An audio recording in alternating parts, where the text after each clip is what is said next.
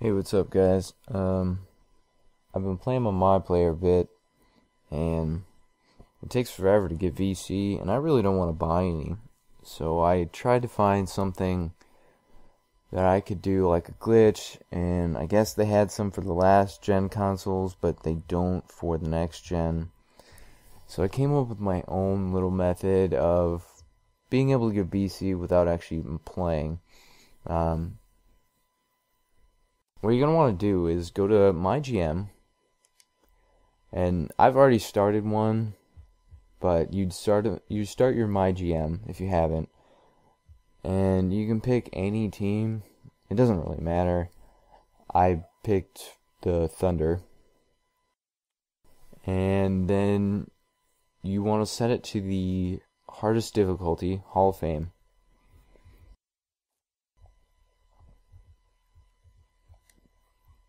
Come on, options. So you got Hall of Fame, and I like the 12-minute quarters.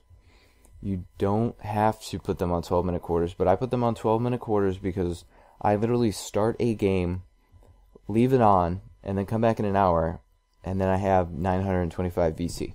That easy. You can do shorter ones, and you can actually play it on Hall of Fame with the adjusted sliders like I have it, and you could probably get VC faster than 925 an hour, but I'd prefer to just once an hour start a game, walk away, and I don't have to do anything. So, I don't know why, but every time I get out of my GM, it turns the fatigue off, or back on. I turned it off. I mean, it probably doesn't really make much of a difference. You want to make sure you have your injuries off. I just turn fatigue off for the heck of it.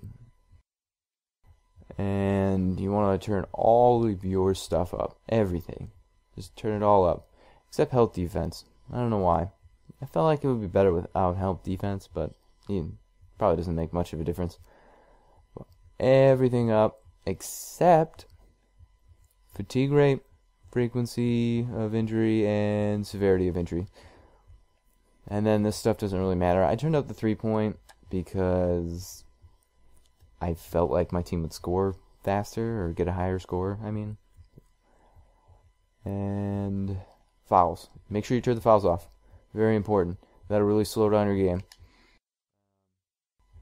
And then the CPU sliders, turn everything down. Keep the pass accuracy up because you don't want the other team throwing it out of bounds, and then it takes like 10 seconds every time to throw the ball in. That's really annoying. What else? That doesn't really matter. You can turn that down. I was too lazy to turn all this stuff down. I mean, you don't have to turn all this down. The main thing you want to do is turn down their scoring so that they don't beat you. And turn up the hands. You don't want them dropping the ball again out of bounds, and then you have to wait 10 seconds pretty much to pass it back in. That's really annoying. Offensive awareness and rebounding. For the same reason, you don't want them losing the ball out of bounds, because if the rebounding's down, they'll try and rebound and knock it out of bounds. So, and I turned the fatigue rate up. It's probably not a big deal, but I turned it up because it makes them even worse, just to really pound in the fact that they just have no chance of beating my team, because you really want to win. You get like double the VC if you win. And I turned up their 3-point shot so that it was harder for them to score. And then, of course, turn their fouls down. Most important. That'll really slow you down.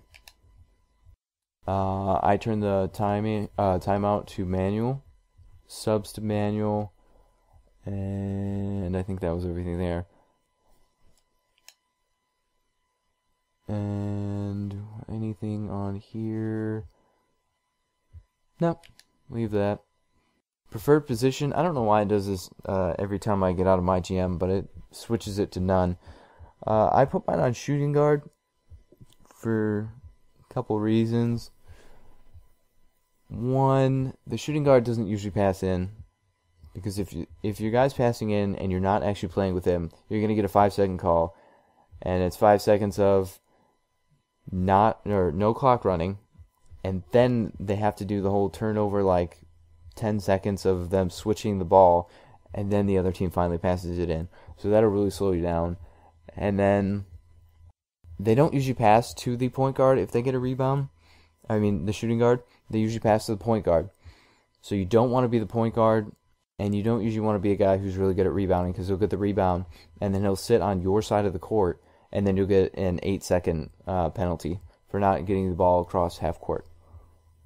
And also, because the shooting guard, well, at least who the shooting guard is usually guarding, is not in the paint. If your guy sits in the paint too long and there's no one else there, you get a 3 seconds call, and then that takes even more time away from you. You want these games to go really quick. I think that's everything else there. I turn progressive fatigue off so my guys don't get worse as the game goes on. And then the 12-minute quarters, I prefer the 12-minute quarters. Of course, you can always make them shorter if you are watching your game or you're actually playing them. You could probably get more than 9.25 an hour, but I would prefer to come back at once an hour. And, oh yeah, I forgot. I think I changed up the game speed. Where is it?